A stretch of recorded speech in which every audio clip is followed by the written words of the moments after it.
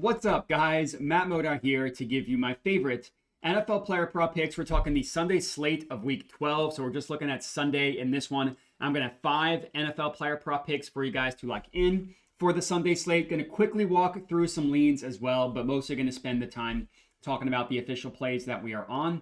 Before we get into that, let's recap. So we only had one play for Thursday Night Football. It's this Jaden Higgins play right here, which cashed. Was nice to start the week with a win. That was not the case last week in week 11, which started with an L. We actually lost our first 2 plays in week 11, but we were able to bounce back and we had a profitable week 11. We were up 1 unit, so I'm not going to sit here and say that it was the best day you've ever seen in your entire life, but it was nice to be in the green, and it was nice to start week 12 off in the green as well. Now, if you've been tuning into my channel, you know that we still got a ways to go to bring ourselves in the green on the year. We're down still over 8 units on the season. Now, week 6 was just as bad as it gets, down 8.65 units, basically breaking even outside of that. Now, I'm not going to brag about breaking even through 12 weeks minus 1 of the NFL season. So it's still not nearly as good as I was hoping, not nearly as good as it has been.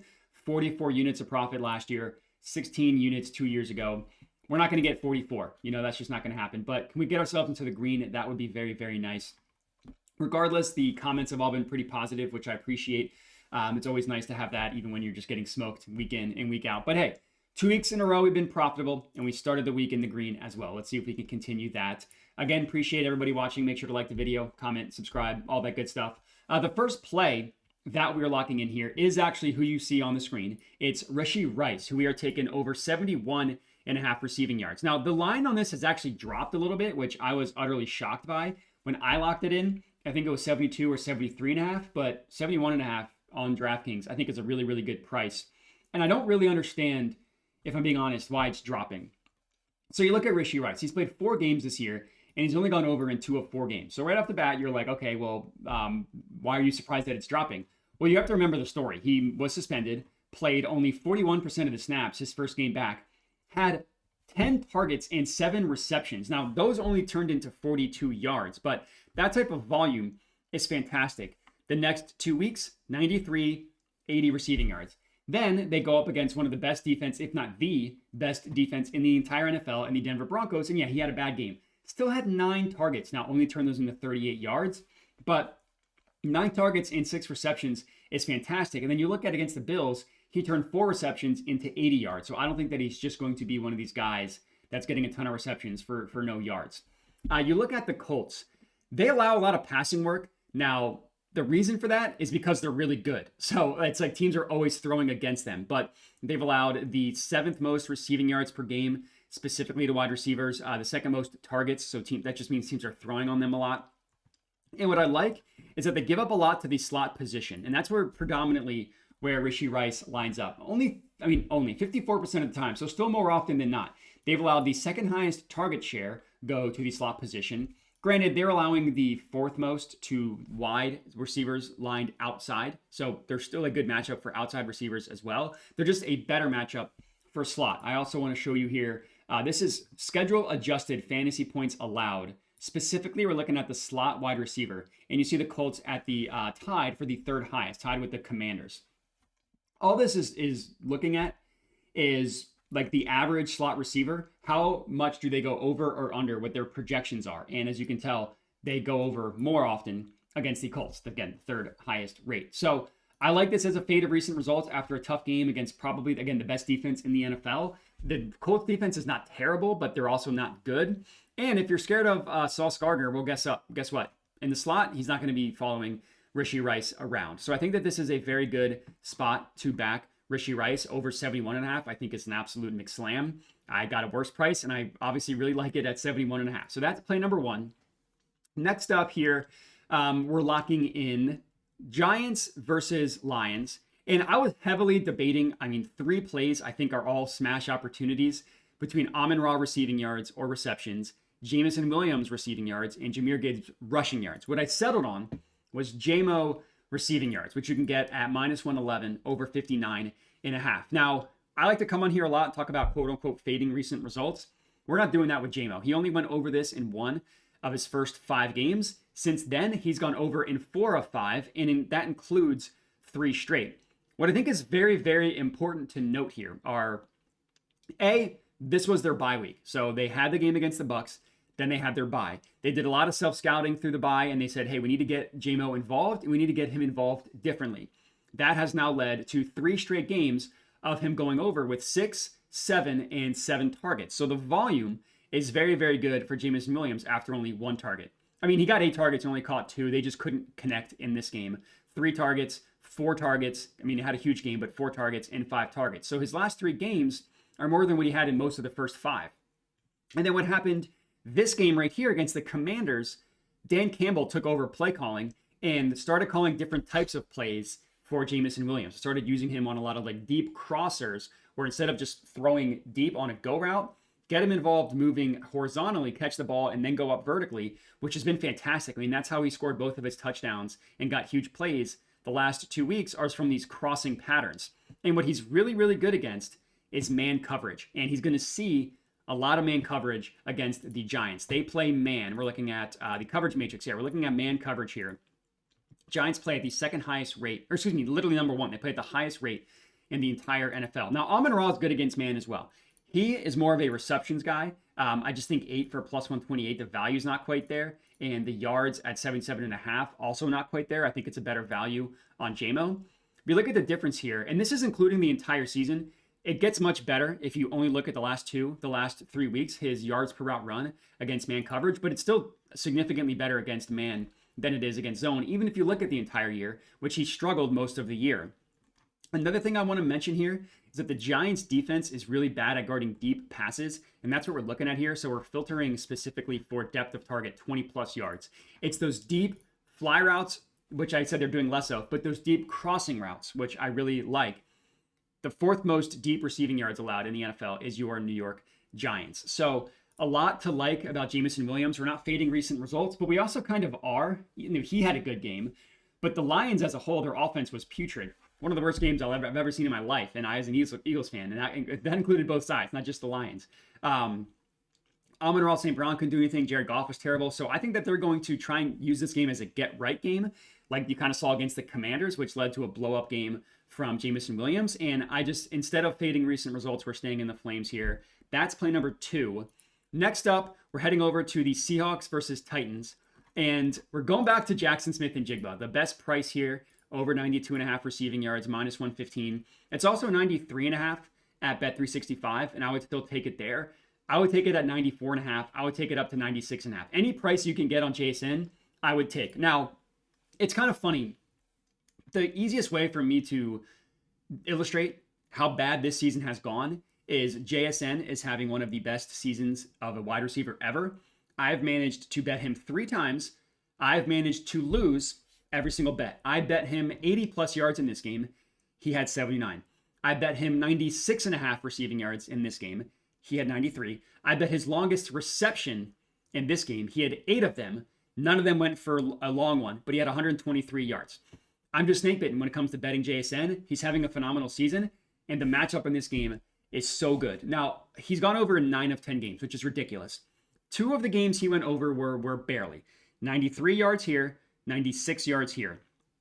Won that game by 31, won that game by 22. Now, this game against the Cardinals specifically was a really, really weird game where he had 82 yards in the first quarter, but the Seahawks had 2 defensive touchdowns in the first half of this game. The game was like 35-0 in the second quarter. Sam Darnold only threw 12 passes in this game. So even though if you look at like what the main line closed at, he did go under in this one, because again, that line was at about 96.5 and he landed on 93.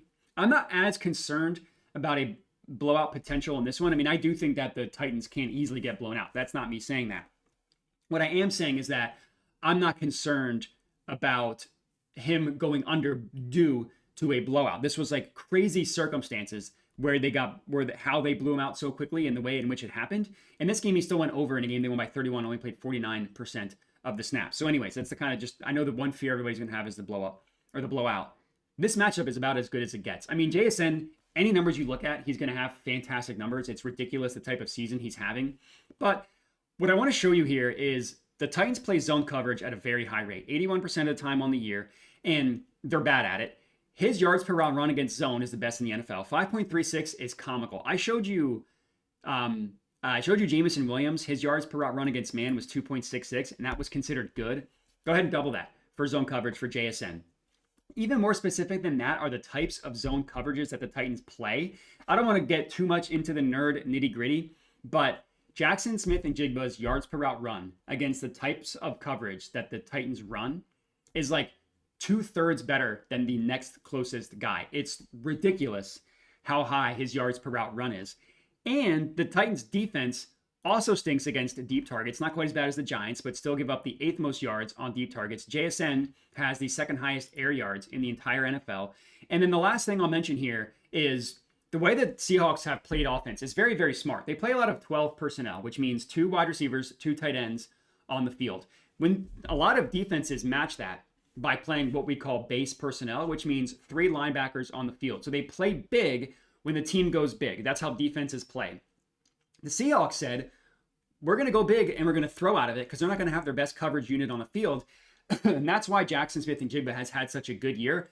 Obviously on top of Sam Darnold just being fantastic on deep passes.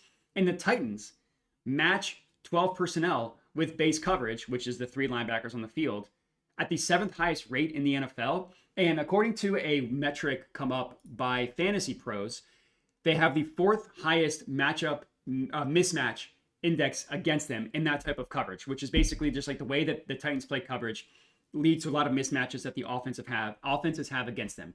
10 of 15 receivers have hit their over against the Titans. They're a very, very good matchup. And we'll see if I can just win a JSN bet. That's really what I'm looking for here. But I think it's a really, really, really good look. The matchup is as good as it gets. And yeah, maybe if the Seahawks stop throwing in the 4th quarter, maybe, he'll only have 100 yards instead of 160, which he could have in this game. So I love this spot for JSN. As you can tell, that's play number 3. Next up, play number 4, we're heading to the Eagles versus Cowboys. And we're going with Devonte Smith. The best offered price here is over 53.5 receiving yards. I would take him up to 56.5, up to 58.5. Really, as you can get it below 60, I'm good with this play for Devonte Smith. He's only gone over in 5 of 7 games, but he missed it in the first 2, so it's really 5 of his last 8. And he had 3 really, really good games in a row before going under last game against the Lions, which had the 2nd worst offensive performance I've ever seen in my life, was the Eagles against the Lions. But the matchup against the Cowboys is phenomenal. It's a good matchup specifically for Devonte Smith, who's having a really, really good year. I mean, he's averaging 66 yards on the season. He's averaging 74.5 over his last 8 games.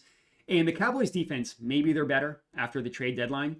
I think what probably will be better is their run defense. I think their pass defense is going to continue to be bad. And bad in a great way for Devonte Smith. This is what a more normal receiver looks like when they have good numbers against zone coverage. Jackson Smith and Jigba's breaking metrics, but the Cowboys run zone 82% of the time. That's the, I believe, the highest rate, 2nd highest rate in the NFL. So tracked a little bit differently, but either way, they run zone coverage a lot. Devonte Smith is the zone beater. He averages 2.69 yards per run against zone, 1.82 against man. Compare that with A.J. Brown, who's better against man coverage. And you see the dramatic differences here. 0.94 yards per route run against zone, 4.08 against man. It's flipped against Devonte, and he's going to see zone coverage a ton. This game against the Packers, they run a ton of zone coverage. 69 receiving yards. A.J. Brown had 2 receptions for 13 yards. So that's kind of the difference that we're looking at here with the matchup against the Cowboys, whose defense is not good. I mean, 10 of 15 receivers of the last 15 have gone over. I mean, even last game, the Raiders offense couldn't do anything. Both receivers that have numbers tracked, both of them hit their receiving yards over. Now, they're lower numbers, 44.5 and 25.5, but we're still just looking at what the books price him at, and he's going over. And Smith has gone over his number in 5 of 10 games, and he's gone over what the books price it at, and he's gone over what we're betting in 5 of 10 games, but really it's 5 of his last 8 because he missed it in the first 2. So the matchup for Devonte is very good. And then the last play that we're locking in here is Puka Nacua. We're taking him on the receptions. Now, if I wasn't a broken shell of a man, I would take him 8+, 9+, and 10+ receptions. I think that is what it's in store for Puka Nacua. For the purposes of tracking, And of my sanity, I'm just taking 8+, which you can get at plus 106 at FanDuel. Now, he cashed this in 5 straight games to start the year, had 10 or more in 4 of those 5 games, only one game where he had 8, and then he's missed it in 4 straight. I can easily explain away having missed it in 4 straight games. This game right here, he got hurt. He only played 51% of the snaps. He was injured. Then he missed the next week. Then the Rams had a bye. Then he returned for this game against the Saints, where the Rams won by 24, and he again only played 49% of the snaps. Started to play more in this game, got hurt again, had a chest injury, ended up leaving the game early, didn't return, would have been able to come back in and play if he was healthy, but they were up by 16, leading that game a decent amount, and they decided to play it safe. Then, very, very, very tough matchup against Seattle. Still had 8 targets, still had 7 receptions, still only played 67% of the snaps, but that's higher than 52, than 49, than 51, right? His snap share went up, and you look at the 3 games prior, 93%, 81%, 91%. That's probably what we're looking at, is 90% of the snaps. So I think this represents as good of a fate of recent results opportunity as you can possibly find, because he's gone under in 4 straight, and the books are finally starting to price Puka in a good situation. The matchup is very good against the Bucs, mostly because they're a run funnel. From a coverage perspective, it's fine. It's not good. It's not bad. The Bucs just dare you to throw on them, and they can be thrown on. They've allowed, in terms of receiving yards, allowed the 5th most.